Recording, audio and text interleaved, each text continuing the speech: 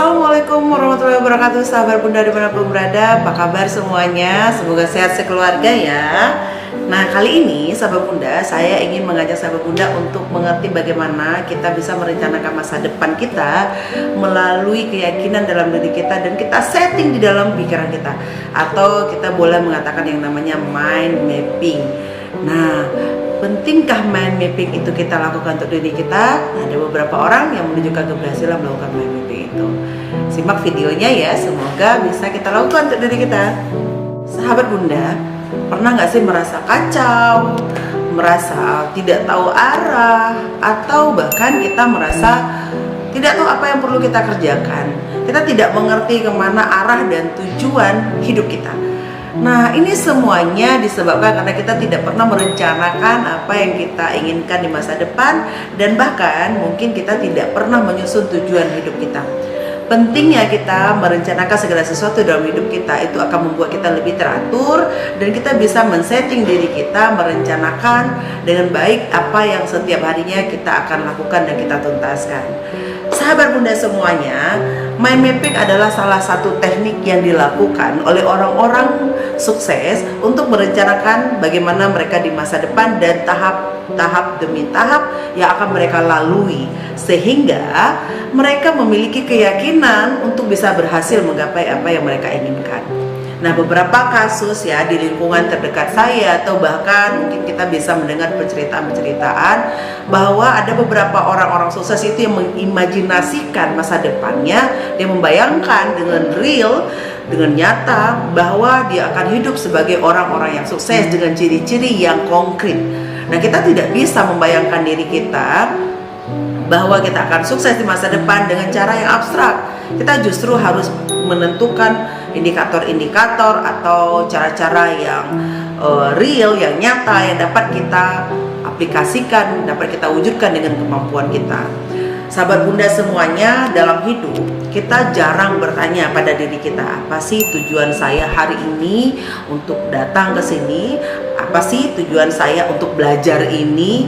Nah, itu kadang-kadang jarang kita tanyakan. Bahkan mungkin yang menyebabkan kita bingung dan kita tidak berhasil mencapai satu tujuan karena kita tidak merencanakan terlebih dahulu, sehingga kita jadi terbata-bata, kita jadi tidak teratur, jadi kacau semua langkah-langkah kita, di luar prediksi semuanya terjadi. Nah, sahabat Bunda, memetakan segala sesuatu yang kita ingin capai itu akan membuat keyakinan kita meningkat. Kenapa itu terjadi? Yang pertama, kita punya rencana, punya perencanaan yang matang akan membuat kita mengantisipasi segala kegagalan. Nah, perencanaan juga dapat membantu kita untuk meningkatkan kemampuan diri kita dan menempa diri kita untuk membuat kita menjadi orang yang mampu bersaing dan mampu untuk melangkah dalam setiap tahapan yang kita rencanakan. Kemudian yang kedua, kita bisa menyiapkan dukungan yang kita inginkan untuk membuat diri kita berhasil mencapai itu. Nah, kita bisa mempersiapkan orang-orang, kita bisa memilih situasi yang kita inginkan, kemudian kita juga bisa membekali diri kita dengan ilmu, dengan pengetahuan yang mungkin kita belum punya untuk bisa mencapai perencanaan atau tujuan akhir kita itu. Kemudian yang ketiga, kita bisa mengantisipasi kegagalan.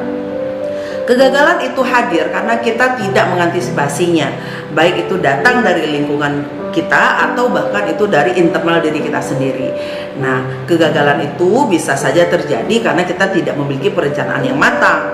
Nah, oleh sebab itu, sahabat Bunda semuanya, perlu perencanaan yang matang supaya kegagalan kita itu bisa diminimalisir, sehingga kita mampu mencapainya dengan lebih besar kemungkinannya. Selanjutnya, sahabat Bunda, yang paling penting di dalam perencanaan dan membangun keyakinan diri kita terhadap masa depan adalah menentukan aspek-aspek real dari pencapaian kita.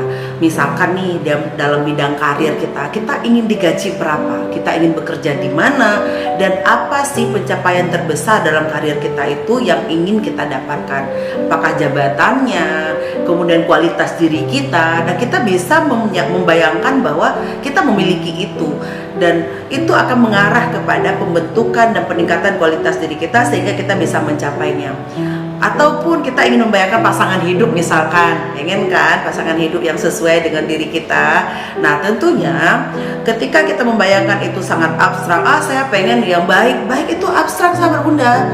Jadi itu nggak bisa kategori baik setiap orang itu bisa dikonkretkan gitu. Jadi kalau kita ingin mendapatkan yang betul-betul yang kita inginkan, maka kita harus merencanakan baik yang kita maksud itu apa dan seperti apa. Apakah dia bertutur kata sopan, kemudian dia hormat dengan orang tua, kemudian dia memiliki kosakata yang bijaksana atau pendirian atau pendapat yang bijaksana.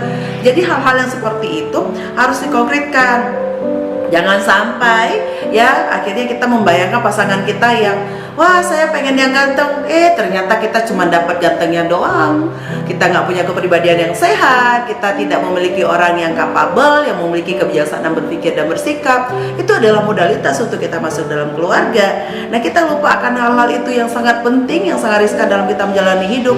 Wah bagaimana ruginya kita ya ketika kita menikah dan ternyata kita memiliki pasangan dengan orang yang demikian. Hati-hati ya dalam merencanakan hidup Anda di masa depan. Nah sahabat bunda, perencanaan kita untuk masa depan kita begitu penting karena itu akan menentukan arah dan langkah kita sehingga kita bisa bertemu dengan orang-orang yang mampu menempa diri kita. Kita akan membentuk situasi dalam pengarahan diri kita untuk pencapaian hal tersebut. Jadi bagaimana menyusun itu menjadi pencapaian terbesar, kita harus terus membayangkan sambil mengisi dan melengkapi diri kita, melengkapi kualitas diri kita, kemudian kita memperbaiki circle, jadi belepotan kan. Nah, memperbaiki circle ya atau lingkungan sosial kita, di mana lingkungan sosial kita itu akan mendukung. Dan itu secara tidak sengaja ketika kita sudah merubah mindset berpikir kita terhadap diri kita dan masa depan, kita akan diarahkan pada hal-hal perubahan di mana pencapaian itu semakin dekat kita akan dapatkan. Nah sahabat muda, mau nggak sih sebenarnya kehidupan kita nggak kalian rencanakan? Sungguh rugi karena Allah sendiri memberikan kesempatan untuk kita merubah nasib kita. Jadi kita harus terus berusaha untuk berjuang diri kita dan kita mulai dari langkah-langkah kecil. Jangan pernah pesimis dengan hidup kita sendiri karena kekuatan pikiran, keyakinan kita itu akan memotivasi diri kita untuk bersikap dan berperilaku, akan membuat kita bisa mengerti diri kita dan membuat kita bisa memahami lingkungan kita dan pencapaian terbesar akan kita capai di masa depan. Demikian sahabat bunda, semoga mampu kita lakukan dan sukses di masa depan. Assalamualaikum warahmatullahi wabarakatuh.